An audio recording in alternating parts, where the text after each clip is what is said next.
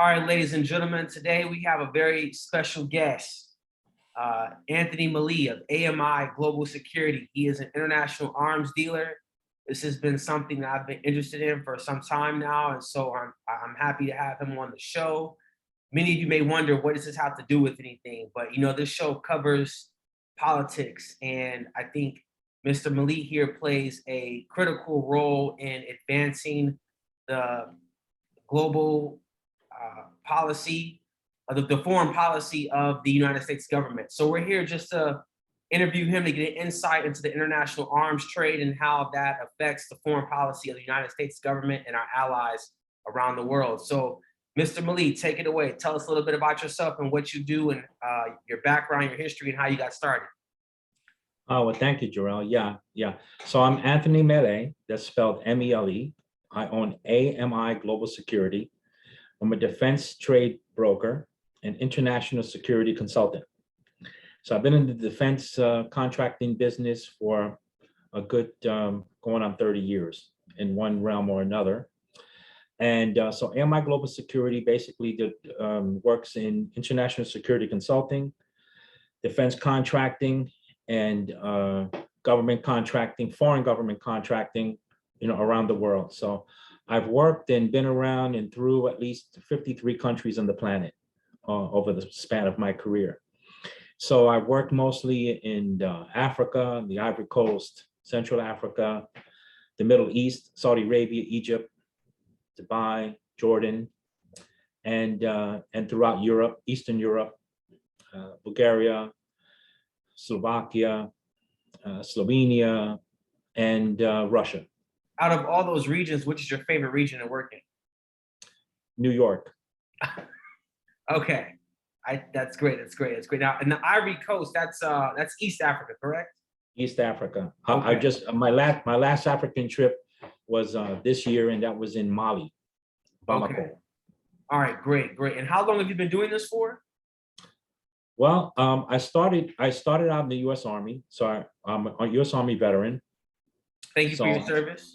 Thank you. So I spent 6.5 years in the Army and very interesting in advanced assignments. So I was basically always I started out in the old guard, the 3rd U.S. Infantry, which is the Presidential Honor Guard at Fort Myer, Arlington National Cemetery. And then moved on to the Defense Intelligence Agency, Intelligence and Security Command, the United States training mission to Saudi Arabia, the Office of the Chief of Staff for Army Intelligence at the Pentagon, and then I transitioned off into private industry after that. Okay, great. Real quick, before we get into some more specifics, have you seen the movies The Lord of War with Nicolas Cage or War Dogs with Jonah Hill at all? Oh yeah, I consider that great comedies. Okay, so that's nothing what your business is like, I take it. That's just a Hollywood take, huh?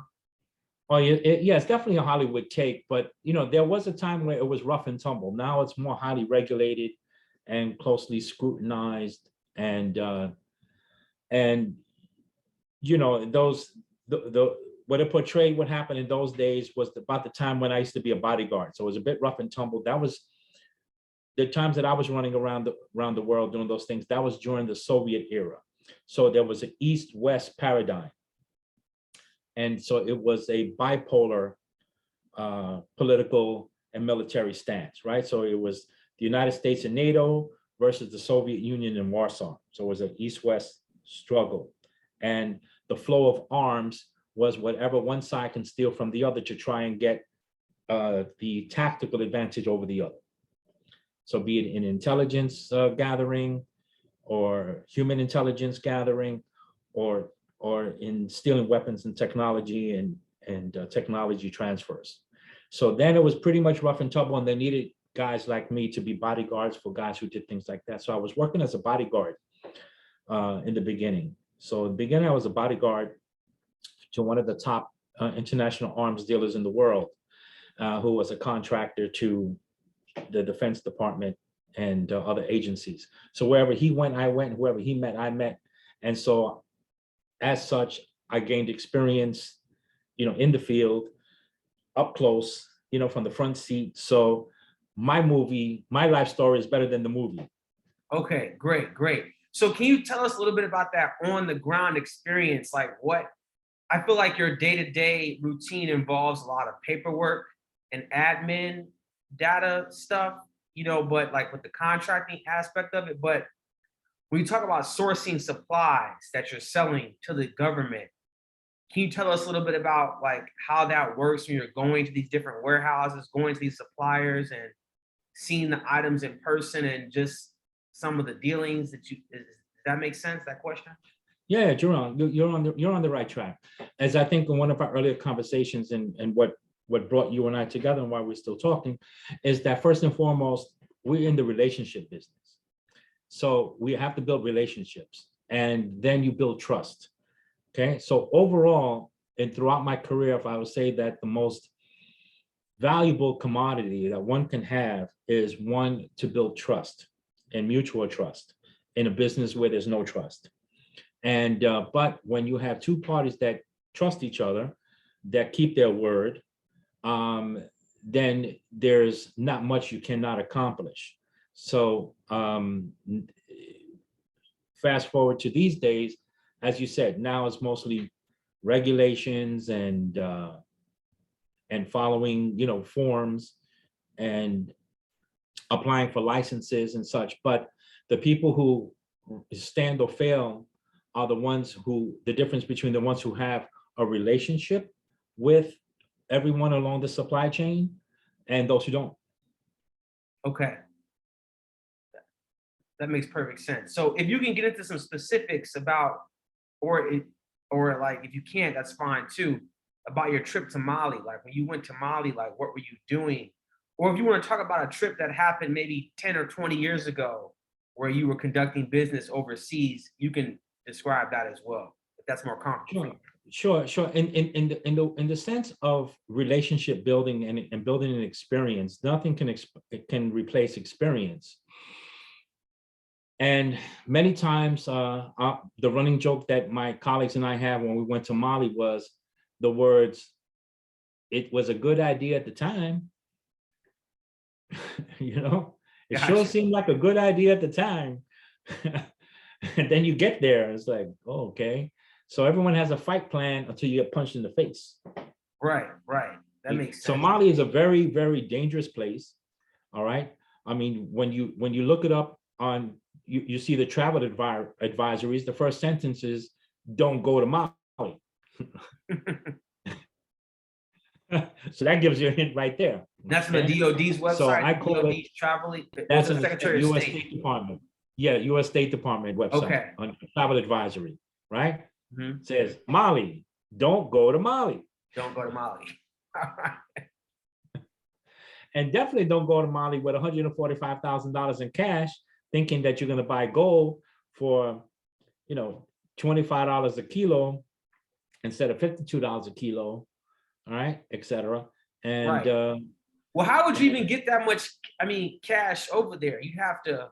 Well, if you trust me with your cash to come back, to go buy gold for you and come back because you trust me, because you can put that in my hand and right. And right. That makes sense. That kind of relationship. You can sign all the contracts in the world, but if there's no trust and honor between men, right. Then you can litigate at another time. Right. But in the meantime, after disaster strikes, right? After the plan goes awry. Most definitely. Yeah. So obviously there were some people who trusted me with large sums of their cash. Okay. To go to a place where the U.S. Department of State advises, don't go to Mali. Right. So where did your guest go? To Mali. I won't be going to Mali, guys. Seemed like a good idea at the time, though. Right. Most definitely. So, as you stated earlier, this is a game where, no one can be trusted. So can we go into a little bit of the small margin for error. Okay. It's a zero-sum game. You either make it or you don't. You either do or you don't. You're successful at it or you're not. And you can get hurt or come out healthy. So it's a zero-sum game. There's very small margin for error. Right. No, that And makes sense. the trust factor, with the what I'm trying to place on the trust factor is one's word, one's actions, and it takes times to cultivate that. You see, so it is an important commodity to have. In that particular case of Mali, I'm half joking about it, but encapsulation of it that yeah, there was a there's a group of business consortium that knew that the only way to conduct this business was in cash, and they had to have someone they can trust to carry the cash, to protect yourself and the cash, to Right. try and make the deal happen, can make it Right. successful. Right. And so obviously I made it back out. We didn't close the deal, but we made it back out, and I returned every penny.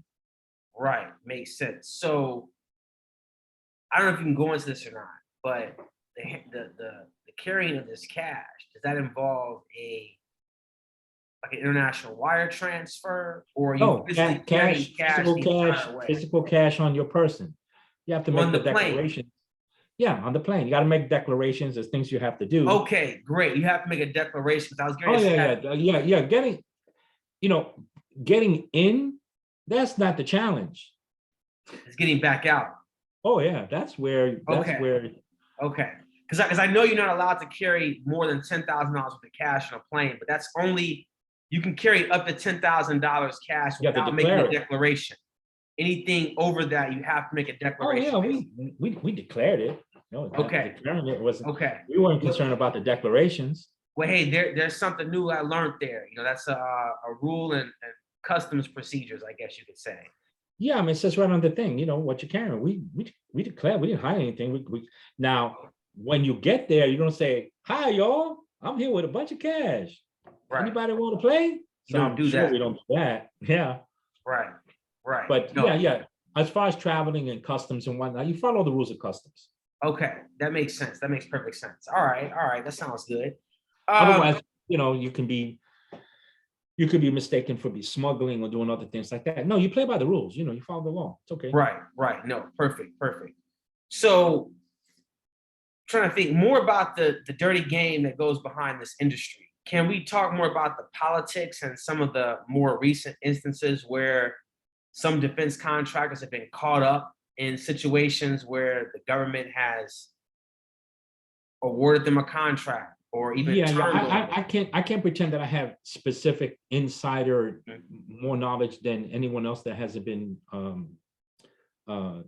briefed on or read on, but I know how the game is played. I know what the process is, so I know what's normal in the process, what's not normal in the process, and some of the things that you read kind of don't make much sense. And of course, there's lots of money involved. So if there's a competitor who is connected, who happens to be connected to the current president of the United States, and riding on Air Force One and making deals, based on selling influence peddling, you're going to make a lot of money. So in my particular case, some years back, we had a deal in Ukraine back in must have been 2015 or something like this. I don't know exactly when. And then after a particular visit from at that time Vice President Biden, my contract, my license was published all over the newspapers of Ukraine by the opposition, the political opposition of that time, who had friends who wanted that contract, okay, and the monies thereof, and killed our contract. Because when you want to do things like what we do, discretion is necessary. So you do things, it's not secret, but it's discreet. Like you advertise, Right. you put it out So there. basically, when you initially were awarded your contract, it wasn't publicly released. But well, not to the press, Right. to your licensing, okay, if you're going to move, a multiple quantities of 50 caliber American-made rifles and munitions, you kind of want to keep that to yourself and do right, it was on the government website, but it wasn't like released like freely in the press. I mean, you don't want your competition to know what your prices were, what was the value of it. Oh, that's what was released. All the data gathering you did. Yeah, so I mean, everything, Ah, what the purchase order was for, the quantity, the price, the bid price, the winning price, okay. everything else like that. So, why would you want to do that? Right, That's not right. I safe. thought you were saying that the actual contract for what they wanted was being released, but they basically took Yeah, so all your information when you from your have yeah, proposal. when you have a license, Mhm. the license that you get from the State Department, right? It's called the DSP-5. When you get your DSP-5 license, all that data is on it, but that's proprietary between you and the government and the end user who's using it. The government is using it. So open up the paper the next morning and see all of that data in the newspaper and be on and hear the political spin on TV saying, "Oh, look what's happening here," right? Then there are those going to say, "Well, put a hold on that, kill that," and then what happens? So they killed our contract, and then the very same contract, that very same money was reallocated to our rivals in opposition, who happen to be well connected to, the Biden family. Okay, makes sense. Well, speaking Exactly. about Ukraine, so the situation in Ukraine right now, do you see this being a moment where the government is going to ramp up its spending for defense contracting? Um, now that's a different hat. So I am trying to do business in this area again, but I also am an American, and loyal to my country. And I happen to have a master's degree in diplomacy and conflict management. I also happen to know about tactics and military doctrine. I happen to have a lot of experience and well training from my Pentagon days regarding Russia and Russian doctrine and intelligence, tactics, methods, and tactics and tradecraft and intelligence tradecraft. So I do take note that we are being lied to, the American public and the rest of the world being completely lied to. It's all pure propaganda. Um, Also, it's probably not a great idea to start World War III with Russia. I don't know. Some might think it's a good idea. I personally don't think it's a great idea to start World War III or even flirt with it. I believe that the propaganda that we're hearing regarding Russia and Ukraine, we are being completely disinformed. There's a difference between being misinformed and disinformed. And so there's a lot of disinformation flying back and forth. There's others who have a different opinion of it. They're entitled to their opinion. My analysis of it is that it was something that was completely avoidable, something that we were warned about. It was something that there were three agreements or some quasi treaties between the United States, NATO, and the Russian Federation, the current Russian government of Russian Federation. It made sense and promises that there would be a buffer state between NATO and the Russian border, just the same way we wouldn't allow Russian or Soviet missiles in Cuba. We would not allow foreign militaries to camp out on the Mexican border, the Canadian border. What makes anyone think that the Russian president would allow a foreign military hostile force with their missiles pointing at you right on your doorstep? Especially if you have three agreements saying you won't do it, and you start doing that anyway. So others are going to say that. Then comes the vilification of the other side. It happens all throughout history, right? And that's what happens when you forget history. So if you read a little bit history, during World War I was between the United States and others against Germany. And the ally with the United States against Germany in World War I was Russia. The Russia of that time, right? World War II was the United States and others fighting in Europe against Germany. The ally with the United States fighting against Germany was Russia, right? So in the past, during world wars, the Russians were a military ally against Germany. The reason for NATO wasn't born to counterbalance against Russia or the Soviets at the time. The reason for NATO, the creation of NATO, was to keep the disarmament and the remilitarization of Germany. So Germany was the threat, not Russia. Russia came about later on when we created NATO.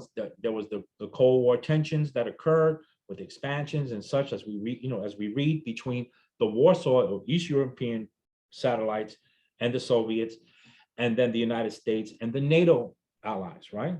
Which were, France and Britain, the United States and such. So, and then that was the bipolar balance of power. Okay, so long there was a balance of power. Then came the collapse of the Soviets, and then the ascension of the United States as the world sole superpower, and we entered into a unipolar world order. And that's the way we remained.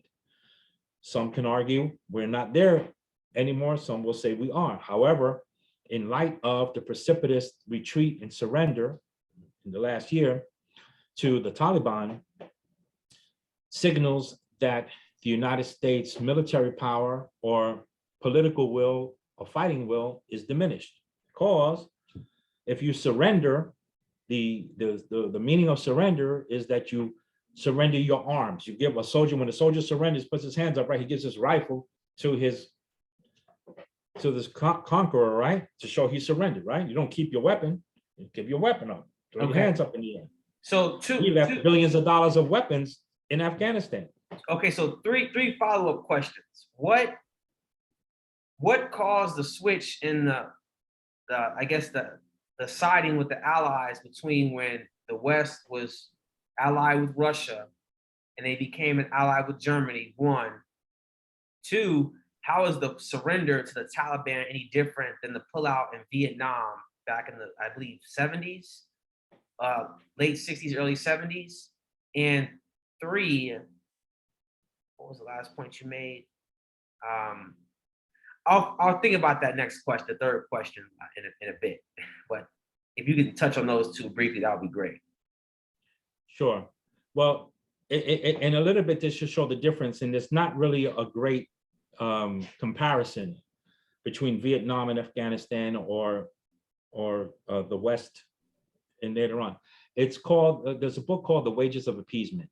And so what occurred was the doctrine of appeasement, of appeasing your enemy, surrendering to your enemy till you no longer have anything else to give up, right? So you lose. What happened in Afghanistan was an entirely different story. Now, the entire United States and NATO were providing military operations in Afghanistan for nearly 20 years, correct? Mm-hmm. And in Iraq for even a few more than that, right? Okay, so that was the United States and NATO forces, right, waging war on the Taliban in Afghanistan for 20 years. Now, question, right? We can answer with questions.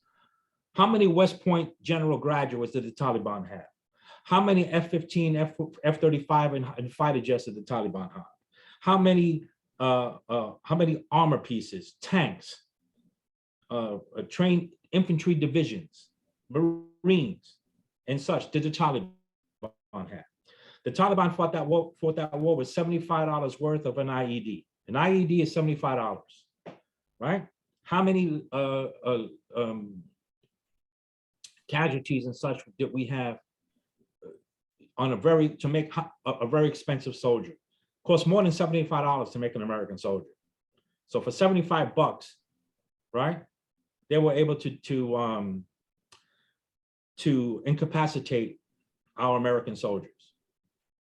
They had no West Point generals, but yet somehow they were out generaled by guys who were not generals, guys who were West Point generals for 20 years. So there's something wrong here. So in intelligence analysis, you start from, you study the outcome and then work your way backwards. So there's only two kinds of outcome. There's the intended outcome and the unintended outcome.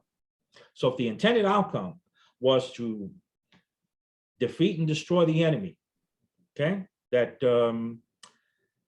our policy would be affected and our national security would be intact, right? Now, if that was our intended outcome through occupation, that didn't happen, did it? Okay, so then the unintended outcome was that we had a precipitous withdrawal. We surrendered and left with a B. It can be argued how much, but with a B, multis of billions of dollars of equipment and weapons and cash. And we left not on our terms, we left on the terms of our rival, our opponent, who we were fighting, the enemy. So when you add all those things together, when you surrender your weapons, you give your weapons, your money, and you get the hell out of town when they, by sundown, when they say so, There's a word for that that encapsulates that. What is that called? Surrender. Military term. Surrender. So why do you think we did that? Well, that's going to be one. That's going to be one for deeper analysis and such. But what we can conclude is that no matter what the spin is, now here we are, two just average guys, right, with an average education. But we can look at the situation here because we're living it, and we're not far removed in history. From 10 years from now, looking back on it, it'll be written differently. We lived it, and we conclude it was, what's the word? A surrender. Surrender. So that's a surrender and a retreat. Now, the why and the what for has to do with leadership or lack thereof. Okay. So we can all have an opinion on that. Okay. But we cannot change the definition of words and the meaning of words. Right. So in military parlance, when you give up your guns, when you give up your money, and you get out of town by noon, that's at their word, at their say, that's a surrender. Okay. Surrender. So now, can you go a little bit about into like where the balance of the Allies switched over from Russia to Germany after World War II, at the start of the Cold War? Well, after the collapse of the Soviet Union, there was no longer a need for the Warsaw Pact. Warsaw Pact went away. So if it was a balance of power, right, and this side collapsed, then this side ascends. So therefore, this is no longer an existential threat to Eastern Europe, was no longer an existential threat to Western Europe. So therefore, what was the need of the North American Treaty Organization, who was basically draining and milking money from the United States for no particular purpose? And then one day somebody decides to say, you know what? The NATO treaty says that we are in alliance where if one NATO nation is attacked, all nations are attacked, and they will gather together to defend. One would defend the all. I mean, all would defend the one, right? Okay. Then we come to find out that for some reason, NATO decided to wage war on Libya and Gaddafi. And to this day, there's never been a declaration. There's never been a rationale. There's never been a reason for the destruction and the collapse of Libya, which had one of the highest standards of living in all of the continent of Africa. You cannot give me you cannot demonstrate where in recent times of those times that where Gaddafi attacked any NATO nation. Matter of fact, the opposite, he was holding back the floodgates of enemies and refugees that would slip into from North Africa, slip into the underbelly of Europe. And we saw what happened with that collapse. But now let's start asking questions why. Here's one. Wasn't it Gaddafi who suggested or proposed that the African nations should combine together and make the United States of Africa? Didn't he not also say that they should open up the Central Bank of Africa and withdraw all of their gold and their money and their resources out from the Bank of London and out from the Bank of France, and open up the Central Bank of Africa, which was located in Bamako, Mali, which was a good idea at the time that I visited. And there's a big, beautiful bank building called the Central Bank of Africa in Bamako. And Mali, as you know, is super rich in gold. Back to the days of King Solomon, right? Back to the days where it was Ophir, or known as Ophir, and there's still gold there. So why would France and Britain drag the United States and NATO into destroying Libya and murdering Gaddafi? Where is Gaddafi's gold now? So where is Libya's money? Libya is rich. Libya was not a poor, destitute African state, you know. Had some of the highest standards of living on the continent. So it wasn't doing too bad over there. Where's the money? Still in Europe? Looked like a bank robbery to me. If you can't identify where, listen, you killed somebody, right? He's dead, right? Hillary Clinton said it herself. We came, we saw, he died, quote unquote.